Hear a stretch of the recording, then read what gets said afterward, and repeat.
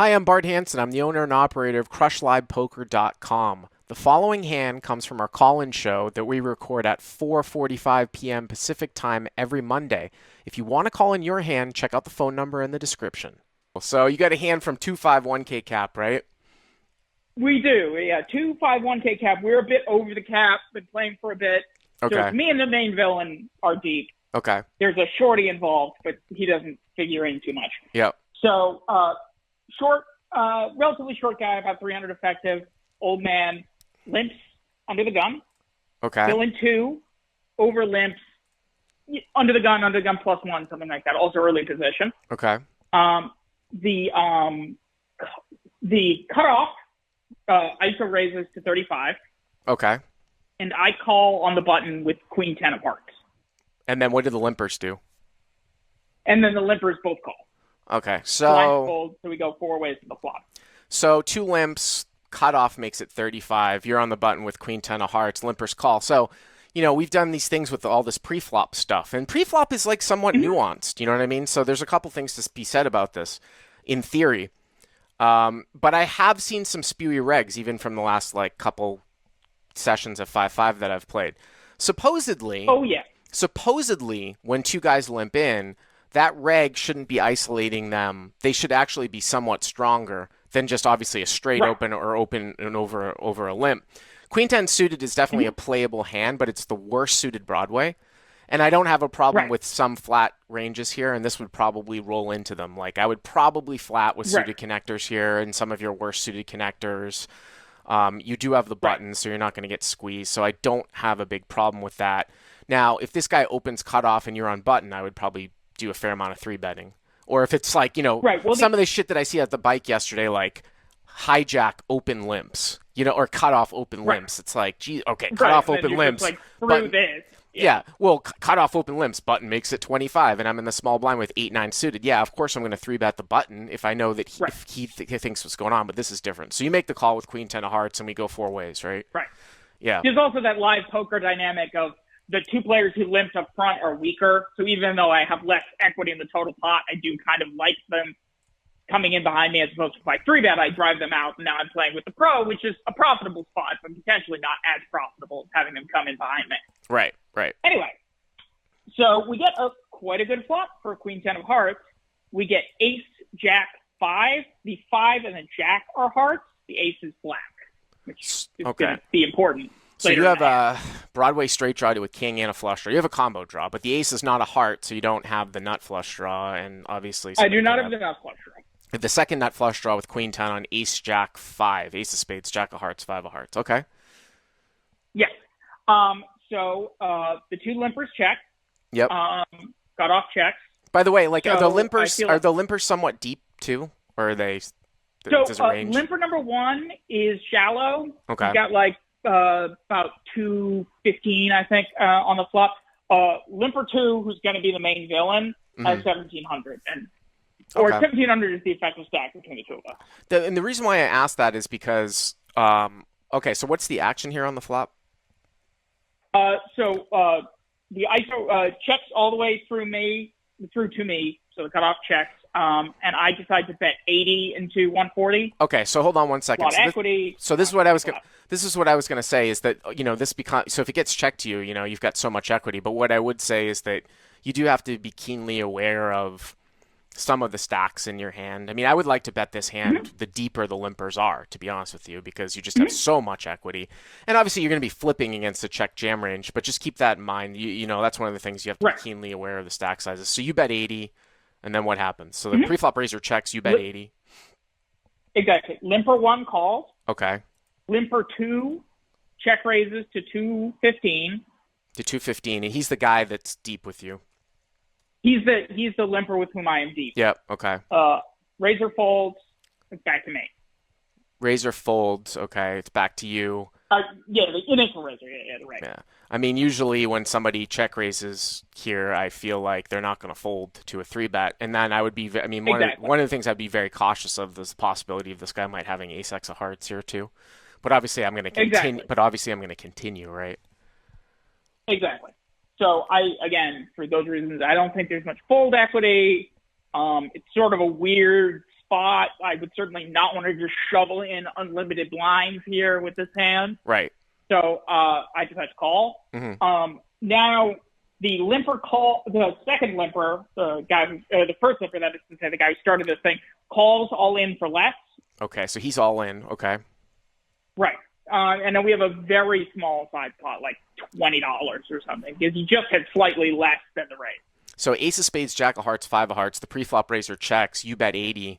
Short stacky, limper calls. Now this guy who's deep with you raises to 215, which isn't really a big raise. I mean, it's not even 3x. You call. Mm-hmm. Obviously, the pre-flop raiser is out, and now this guy's all in. He could have whatever. Yep. So now looks like the pot is like somewhere around 700 to 800 with a small side pot, right? Yeah, but exactly. Okay. So we go to the turn, and the turn is an offsuit deuce. Okay. And now the main villain bets $480. So he's betting not like anywhere near full pot, like maybe 60% of the pot, something like that, right? 60% of the pot. And yes, that is true.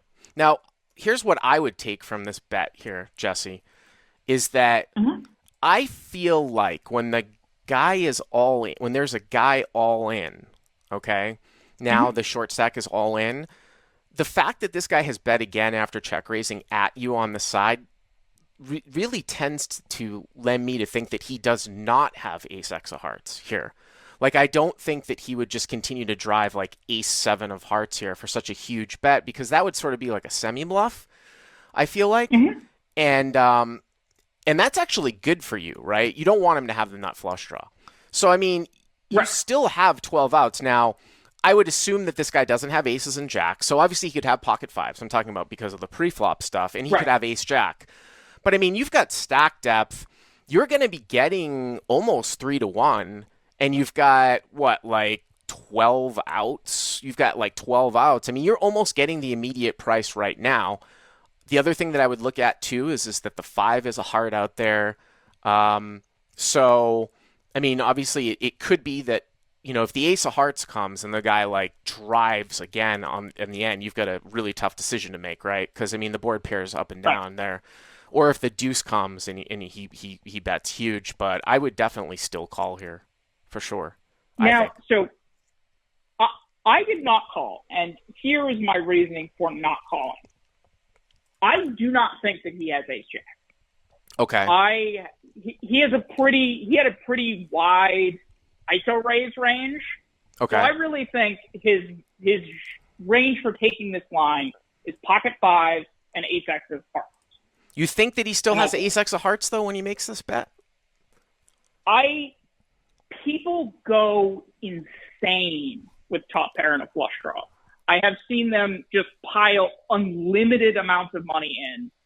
But I mean, they just think it's this magical hand. But this is where I would, like I said, that could be the case, and that happens more at the lower stakes or at 2-5. Like, I think usually at the levels that I usually play, which is like, 10, 20, people are a little bit more aware of hand strengths, and I tend to agree with you. But I think that there's a wrinkle here, though, in the fact that because of the guy being all in. Yeah, because of the guy being all in, and also too, it's like if he has like ace 8 of hearts here, I mean, I know it's hard for us to put ourselves in our opponent's spot, but it's like he doesn't need to drive you out of a draw because he's got you dominated, right? So it's like I don't know. That would certainly be the rational way to think about it. But I mean, if I had ace x of hearts, I wouldn't raise the flop.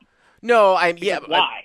I mean, probably not, unless you thought that if you had like maybe one of the worst ace X's of hearts, you might just cause if you think the guy's going to fold an ace, just as a semi bluff. Right. If you think you can get it to fold a better ace or something, but in general, the top pair plus nut flush draw is a hand that you don't necessarily have to drive because you have people so crushed. Right. You're either crushed or you have them crushed. Right, but I think so he's betting 480, I think, into right around 800. Pete, do the math. I mean, It looks like so I mean, I think it's probably like 1,300-ish, 480 for you to call. You're almost getting 3-1. I understand what you're saying, but even still, like even if some of those outs weren't good, like the ace and the deuce, you still have like 10 outs. You still only need to make 3.5-1 on the bet size, right? So if the bet size is 500, just to make it even, this is how I calculate these implied odds spots, right? So 3.5 to 1 means that you can just multiply the odds by the bet size, which means that if it was a $500 bet, you would need to make 1750 by the end of the hand. 3.5 times 500 is 1750.